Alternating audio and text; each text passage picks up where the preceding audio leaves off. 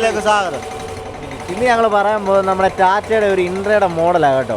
AC cabin വരുന്ന വണ്ടിയാണ് ഇത്. മറ്റേ ടിപ്പർ മോഡലാണ് കേട്ടോ. ടിപ്പർ കൊടുക്കലത് ഗ്രൗണ്ട് ക്ലിയറൻസ് കേട്ടോ, ഒരു രക്ഷയില്ല. ടിപ്പർ മോഡലാണ് വരുന്നത്, ഗ്രൗണ്ട് ക്ലിയറൻസ് എല്ലാം ഉള്ളതാണ്. AC ക്യാബിനാണ് കേട്ടോ. AC ക്യാബിൻ എന്ന് പറഞ്ഞാൽ നല്ല രസം കേട്ടോ. ഏകദേശം ഒരു 3 പേർക്കൊക്കെ ഇരിക്കാം. അത് തന്നെ നമ്മുടെ ഗിയറിൻ്റെ ലിവറൊക്കെ വരുന്നത് നമ്മുടെ ഈ ഫ്രണ്ടിൽ തന്നെ കേട്ടോ. നമുക്ക് അതിനൊക്കെ ഒരു വ്യത്യാസം വന്നിട്ടുണ്ട്. ക്യാബിൻ കൊള്ളാം കേട്ടോ സംഭവം. ഏറിയൊക്കെ ഇരുന്ന് നോക്കട്ടെ എങ്ങനെ ഉണ്ടെന്ന്.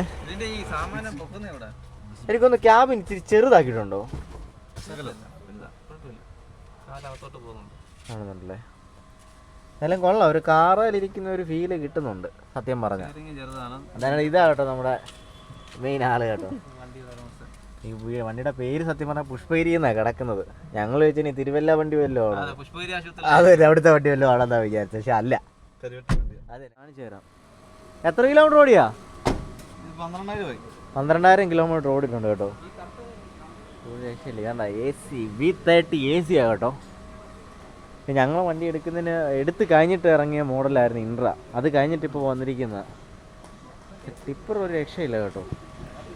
ഗ്രൗണ്ട് ക്ലിയറൻസ് എന്ന് പറഞ്ഞാൽ മുമ്പ് ഞാൻ പറഞ്ഞില്ലേ, അത്യാവശ്യം നല്ല രീതിയിൽ കൊണ്ടുപോകാൻ പറ്റും. നല്ല എനിക്ക് തോന്നുന്നു ഏകദേശം ഒരു 1497 cc-യോളം വരുന്ന ക്യൂബിക് കപ്പാസിറ്റിയോളം വരുന്ന വണ്ടിയാണ്.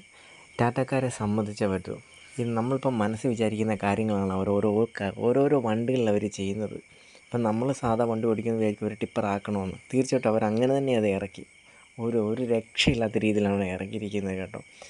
വണ്ടി ഒമ്മാതി രക്ഷയില്ല കേട്ടോ. ഒത്തിരി മാറ്റങ്ങൾ കൊണ്ടുവന്നിട്ടുണ്ട്. AC ക്യാബിൻ ഒരു രക്ഷയില്ലാത്ത വണ്ടിയാണ്. അത്യാവശ്യം നല്ല വലുവമുള്ള വണ്ടി. സത്യം പറഞ്ഞ ഈ വണ്ടി എനിക്ക് തോന്നുന്നത് ആലപ്പുഴയിലെ ഹരിപ്പാട് കരുവാറ്റയിലുള്ള പുഷ്പഗിരി ഹോളോബ്രിക്സിൻ്റെ വണ്ടിയാണ് കേട്ടോ. അവരുടെ കീഴിലുള്ള വണ്ടിയാണ്. ഞങ്ങളിത് കണ്ടപ്പം തീർച്ചയായിട്ടും ടിപ്പറല്ലേ, ദൂരെ അങ്ങോട്ടും ഇങ്ങോട്ടൊക്കെ പോകുന്നത് നമ്മൾ കണ്ടിട്ടുള്ളൂ. ഇന്നാണ് നമുക്ക് ഈ വണ്ടി അടുത്ത് കിട്ടിയത്. എന്തായാലും ഒരു വീഡിയോ ചെയ്യണമെന്ന് വിചാരിച്ചു. എന്നാൽ പിന്നെ ഇതോടെ അങ്ങ് ചെയ്തേക്കാമെന്ന് വിചാരിച്ചു. എന്തായാലും വണ്ടി സൂപ്പറാട്ടോ, ഒരു രക്ഷയില്ല. ഏകദേശം 12,000 കിലോമീറ്റർ ഓടിയിട്ടുള്ളൂ.